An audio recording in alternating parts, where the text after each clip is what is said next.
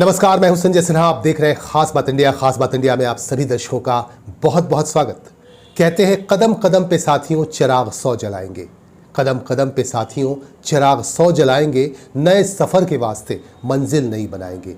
सितम की आंधियां हजार जाल फेंकती रहे, सितम की आंधियां हजार जाल फेंकती रहें, दिशा दिशा में फिर भी एक इनकलाब लाएंगे।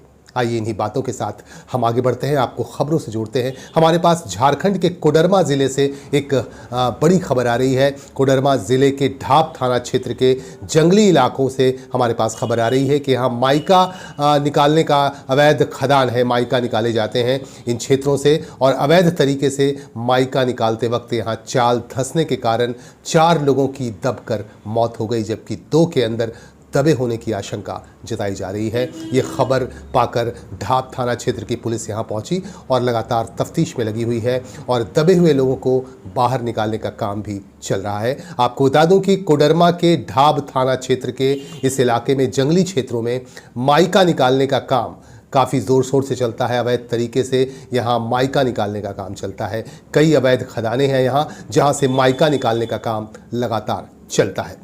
आइए हम आगे लिए चलते हैं आपको पश्चिम बंगाल की तरफ। पश्चिम बंगाल में आसनसोल चैम्बर ऑफ कॉमर्स के तमाम नए पदाधिकारियों को सम्मानित किया गया आज एक सामाजिक संस्था बासुकीनाथ सेवा समिति की तरफ से, और इस संस्था की तरफ से नई कमेटी के तमाम पदाधिकारियों को सम्मानित किया गया। आप देख सकते हैं दृश्यों में तमाम चैम्बर के अधिकारी यहाँ मौजूद हैं और उनकी मौजूदगी में यहाँ कार्यक्रम चला, सम्मान का कार्यक्रम चला। और बासुकीनाथ सेवा समिति के अध्यक्ष सजन जालूका ने सभी अतिथियों का स्वागत किया, चैम्बर के तमाम पदाधिकारियों का स्वागत किया, पुष्प गुच्छ देकर और स्मृति चिन्ह देकर इन्हें सम्मानित किया गया। इस मौके पर आसनसोल चैम्बर ऑफ कॉमर्स के नए अध्यक्ष नरेश अग्रवाल मौजूद थे, जबकि सचिव शंभुनाथ झा की मौजूदगी देखी जा रही है। उपाध्यक्ष विनोद गुप्ता यहाँ मौजूद थे और सत्यनारायण दारुका जो सलाहकार हैं आसनसोल चैम्बर ऑफ कॉमर्स के, उनकी भी यहाँ मौजूदगी देखी जा रही है, मंच पर मौजूद है।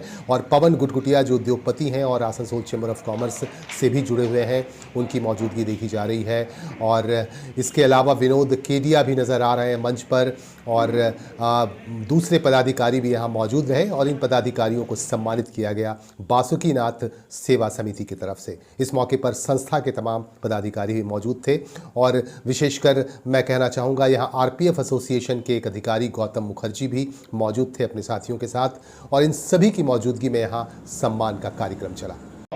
और ये आगे भी इसी तरह से सफलतापूर्वक काम करता रहे और एनर्जी की टीम इसी तरह से जुड़ते रहे लोग और चैम्बर को आगे ले जाए। तो बहरहाल हम अभी शुरू कर रहे हैं सम्मान समारोह, और जो चैम्बर ऑफ कॉमर्स के जो नवनिर्वाचित सदस्यगण हैं, पदाधिकारीगण हैं, उन्हें सम्मानित करेंगी ये संस्था और बासुकीनाथ सेवा समिति की तरफ से।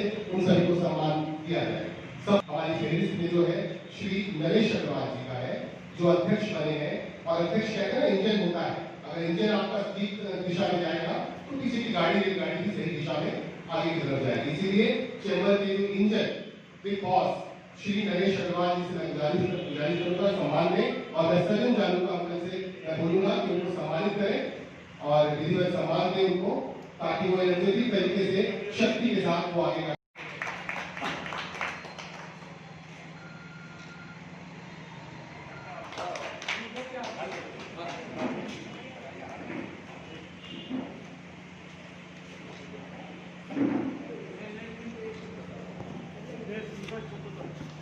बॉलीवुड से हमारे पास एक बड़ी खबर आ रही है। बॉलीवुड के जाने माने अभिनेता आसिफ बसरा ने आज खुदकुशी कर ली। आसिफ बसरा अपने महिला साथी के साथ, महिला विदेशी साथी के साथ हिमाचल प्रदेश के कांगड़ा में रहते थे।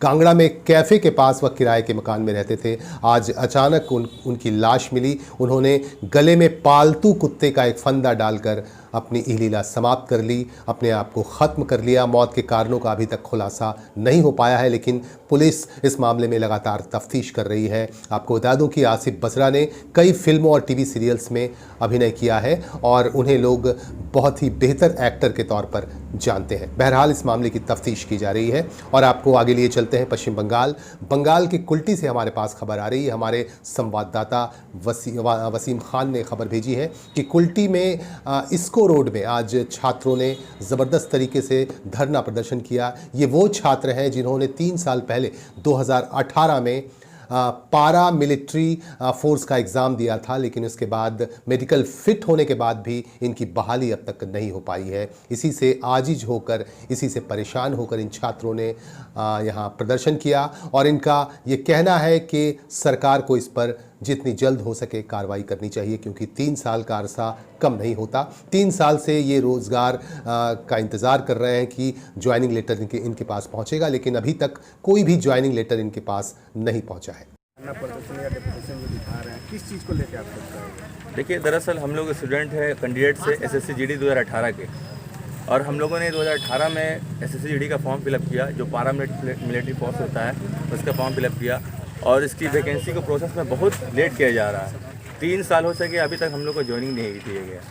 तो हम लोग चाहते हैं गवर्नमेंट से, होम मिनिस्टर से हम लोग ये इंतजार है कि हम लोग को जल्द से जल्द ज्वाइनिंग कराएं। 3 साल बहुत ज़्यादा होता है।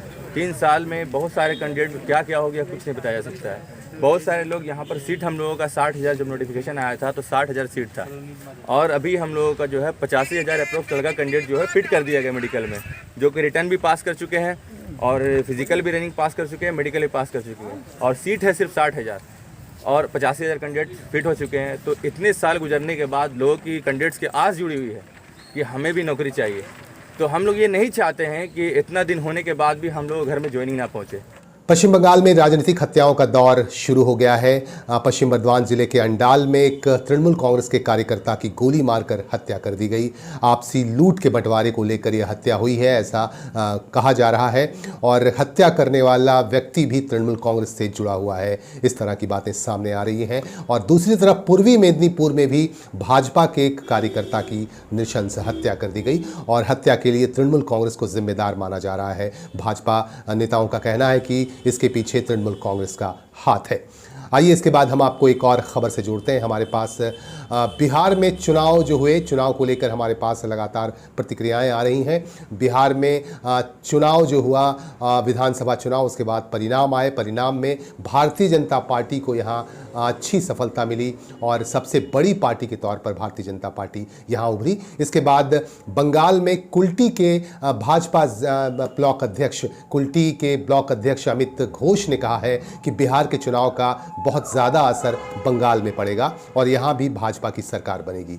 और इसके बाद एक प्रतिक्रिया आई हमारे पास तृणमूल कांग्रेस के कुल्टी के युवा कमेटी के ब्लॉक अध्यक्ष, युवा तृणमूल कांग्रेस के अध्यक्ष सुभाशीष मुखर्जी की। सुभाशीष मुखर्जी का कहना है कि बिहार के चुनाव का कोई भी असर बंगाल में नहीं पड़ेगा। आज जो आप लोगों ने विजय जुलूस निकाला, उसका मुख्य क्या कारण? আপনারা জানেন যেভাবে বিহারবাসী দেখিয়েছে যে পূর্ণ বহুমতের একটা সরকার মোদিজির উন্নয়নের উপর ভরসা রেখেছে। সেই ভরসাকে আমরা পুরো দেশে এবং বাংলাতেও জাগরিত করতে চাই। পুরো দেশ জুড়ে যেভাবে যুবরাজদের অবসান ঘটছে, পুরো দেশে রাহুল গান্ধী দেশের যুবরাজের অবসান ঘটেছে, বিহারে জঙ্গলরাজের যুবরাজের অবসান ঘটেছে, এবং আগামী দিনে বাংলাতেও পিসি ভাইপোর যে যুবরাজ চলছে সেই ভাইপোর যুবরাজের অবসান ঘটাবে, পশ্চিমবাংলায় কমল খেলবে এবং সরকার বানাবে। সেই জন্য বাংলার বিজেপি কার্যকর্তাদেরকে প্রতিটা বুথে উদ্গ্রীব করার জন্য এই বিজয় মিছিলের আয়োজন। 2021-এ বিহার বিধানসভা যে এনডিএ গঠবন্ধন সরকার লিড করেছে, তাহলে কি 2021-এ পশ্চিমবঙ্গে এটা কি দেখতে পাওয়া হবে? এর प्रभाव क्या होगा ये आप समझ सकते हैं। आज सुबह ही एक न्यूज़ चैनल में तृणमूल कांग्रेस और कांग्रेस को मजबूर होना पड़ा एक साथ प्रेस बाइट देने के लिए। आप समझ जाइए कि बंगाल भी बीजेपी को रोकने के लिए महागठबंधन की ओर बढ़ रहा, और भाजपा अपने आप में सक्षम है पूरा 50% वोट में जीतने के लिए लड़ाई लड़ रहा है भाजपा। तो क्या प्रभाव आपको समझ में आ रहा? तृणमूल कांग्रेस सारा पार्टी ऑफिस में, आज का डेट में तृणमूल का बड़ा नेता बोल रहा बिहार का रिजल्ट से बंगाल में कुछ इफेक्ट नहीं होगा। आपको पता होना चाहिए कि बिहार का रिजल्ट जब एग्जिट पोल घोषणा हुआ, उसी के साथ साथ सारा तृणमूल पार्टी ऑफिस पटाखा से भर दिया गया, अबीर से भर दिया गया। लग रहा है कि बिहार में तृणमूल सरकार बनाएगा, और जब हार गया वहीं बाजी, वहीं अबीर, वहीं पार्टी ऑफिस में रह गया। बहुत सारा ऐसा पार्टी ऑफिस आपको दिखने में मिलेगा जहाँ पर अबीर और उन लोग का पटाखाबाजी है। हम लोग बांग्ला में बोलते हैं कि दूधेर साथ घोले में डालो, कि मैंने क्या किया जाएगा, वो आशा उन लोग का पूर्ण हुआ नहीं। और बंगाल की धरती में भी 2021 में आतंकवाद का विनाश होने जा रहा। जो बंगाल में जो हिंदू विरोधी सरकार चल रहा, आतंकवाद का समर्थन में जो सरकार चल रहा, उसका विनाश बंगालवासी करेगा। आपका परिचय? धन्यवाद। अमित घोष, कुल्टी मंडल 2 का प्रेसिडेंट। मतलब पश्चिम बंगाल में बिहार जो विधानसभा एनडीए गठबंधन की जो जीत हुई है, तो ये क्या 2021 में पश्चिम बंगाल में इसका क्या कुछ प्रभाव पड़ेगा? एकदम प्रभाव नहीं पड़ेगा। इसका कारण जो है, पश्चिम बंगाल की जनता ये जानते हैं कि डेवलपमेंट का मुद्दा पे कैसे इलेक्शन किया जाता है। ये पश्चिम बंगाल की तमाम जनता जानती है। एक्चुअली मुद्दा का ऊपर इलेक्शन होता है और पश्चिम बंगाल की जो मुद्दा है वो है डेवलपमेंट, और ये डेवलपमेंट का असर बिहार विधानसभा में जो हुआ है इलेक्शन, वो इलेक्शन का असर वेस्ट बंगाल में कभी नहीं पड़ेगा। यह ममता की राज है, राज चलेगा। अजय, क्या पश्चिम बंगाल के अंदर में 2021 में टीएमसी क्या महागठबंधन की तरह सरकार लड़ेगी? देखिए, गठबंधन तो टीएमसी 2011 में कर चुका है, और उसके बाद से पश्चिम बंगाल की तमाम जनता से गठबंधन ममता बनर्जी का है, दिल का गठबंधन है। यहाँ पर कोई अलग पॉलिटिकल पार्टी से कोई गठबंधन करने का जरूरत नहीं है अभी तक, और ममता बनर्जी काफ़ी है पश्चिम बंगाल की क्षमता के लिए। पश्चिम बंगाल की डेवलपमेंट का मुद्दा का ऊपर इलेक्शन होगा, यह गठबंधन का कोई जरूरत नहीं पड़ेगा। बीजेपी मंडल 2 कुल्टी के प्रेसिडेंट अमित घोष ने टीएमसी के ऊपर आरोप लगाया है कि आतंकवाद की सरकार है। पश्चिम बंगाल में तृणमूल कांग्रेस आतंकवाद को पनाह दे रही है, आतंकवाद की सरकार है। इस विषय में क्या आप बोलना चाहते हैं? देखिए, शायद उनको ये चर्चा नहीं है। यूपी, बिहार, झारखंड जो पश्चिम बंगाल की लगवा स्टेट है, वो स्टेट को खबर उनको लेना चाहिए। और अगर तृणमूल कांग्रेस कर्मी लोग उग्रपंथी है, आतंकवाद है, तो हम उनसे पूछना चाहते हैं, आप जिस वार्ड से बिलोंग्स करते हैं, उस वार्ड में जो आप जिस गांव से बिलोंग्स करते हैं, उस गांव में जो लोग तृणमूल करता है, क्या वो लोग आतंकीवाद है? 2011 में जब सत्ता का परिवर्तन हुआ था, ये पब्लिक का एक मैंडेट था, और उसी मैंडेट का आधार पर पश्चिम बंगाल में ये परिवर्तन हुआ था। ये राय था सीपीएम का खिलाफ, वामफ्रंट का खिलाफ एक आवाज़ था, और इसी आवाज़ के परिवर्तन हुआ है। इसमें कोई उग्रपंथी वाला, यही लोग, देखिए भाजपा जो लोग करता है वही लोग का एक ही सिस्टम है, हिंदू मुसलमान का खेला करेगा, रामचंद्र का वाणी बोलेगा, गरु और दूसरा चीज़ बोलेगा। ये लोग डेवलपमेंट का मुद्दा पे कभी नहीं आना चाहते हैं। वो लोग अगर बोलता कुल्टी कारखाना कब खुलेगा, हमको अच्छा लगता। वो लोग हम पूछना चाहते हैं, कुल्टी हॉस्पिटल जो सेंट्रल गवर्नमेंट का इस्पात डिपार्टमेंट में जैसा चलता है, वो काहे नहीं खुला है? तो ये बताते, तब होता डेवलपमेंट का मुद्दा पे बात करें। ये उग्रपंथी हिंदू मुसलमान, ये लोगों का ये दिमाग में बसा हुआ है, और पश्चिम बंगाल की पब्लिक ये नहीं खाएगा। ये जानते हैं कि भाजपा का यही एक तो स्टाइल है वोट करने के लिए, कभी पाकिस्तान छेड़ेगा, कभी मुसलमान छेड़ेगा, और इसके बाद उन लोगों के पास कोई रास्ता भी नहीं है।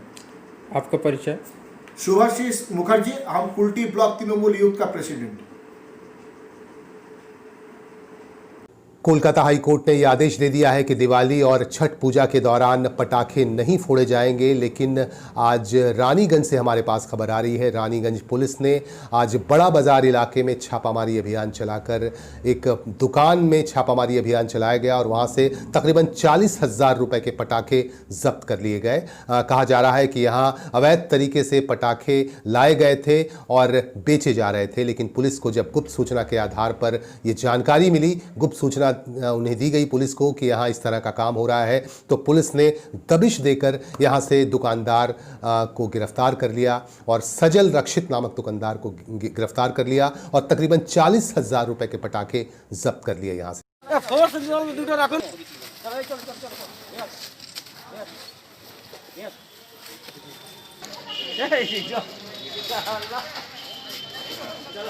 অনেক হয়ে গেছে, ছেড়ে দিবি।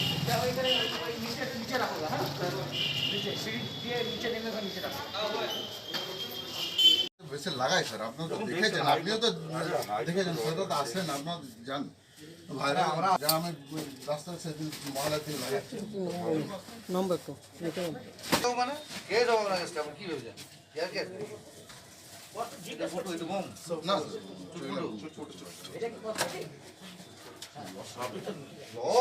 লস দেখতেন, কেসটা দেখুন আমাকে লস দেখতেন আপনি, আমি ওটা বলছি না স্যার, আপনি একটু দেখাইবেন আমাকে আমার কতটা কিভাবে ধার দেন করে তখন লস দেখেছি স্যার, বাচ্চাদের চুটপুটের মতো এই চুটপুটি আছে সেটা তো রাখার মজুদ রাখা বিক্রি করা মজুদ তো স্যার কি করে ফেলে দিতাম, তাহলে বলুন আমার ফেলে দিতে। कुल्टी के रानी तला निवासी तस्लीम अंसारी की करंट लगने से मौत हो गई। तस्लीम अंसारी शादी समारोहों में फूल सजाने का काम करता था और फूल सजाने का काम वह कर रहा था। इसी दौरान करंट लग जाने की वजह से उसकी मौत हो गई। करंट लगने के बाद जो है वह घायल हो गया बुरी तरह, और घायल होने के बाद उसे अस्पताल ले जाया गया। अस्पताल ले जाने के बाद उसकी मौत हो गई। इस मौत के बाद पूरे इलाके में, जहां वह रहता था रानी तला इलाके में, वहां मातम का माहौल है और उसके परिवार के लोग काफ़ी दुखी हैं। उसकी मां से हमारे संवाददाता ने बात की। उसकी मां का कहना है कि उसकी मदद की जाए, क्योंकि उसके बेटे की मौत के बाद उसे देखने वाला और कोई भी नहीं है। इस तरह की बातें उठ रही हैं और इलाके में काफ़ी शोक है और काफ़ी दुख का माहौल है। क्या घटना हुआ आज आपके लड़का के साथ? मेरा लड़का उसके लाइन लड़के की गिर मर गया बीच लड़के। जो लड़का लोग बोल रहा हमको इतना चाहिए, हमारा कोई नहीं है, वही लड़का मेरा जो कुछ रहा। तो आपका क्या डिमांड है? 5 लाख रुपया, हाँ? 5 लाख रुपया मेरा चाहिए। मैंने आपने डिमांड रखा कि आपको 5 लाख रुपए चाहिए। हाँ, तो अभी जो है प्रशासन जो है कॉन्ट्रैक्टर को अरेस्ट किया है, हाँ, उसी से आप बात करना चाहेंगे। हाँ। आपका नाम? कमरुन्निसा।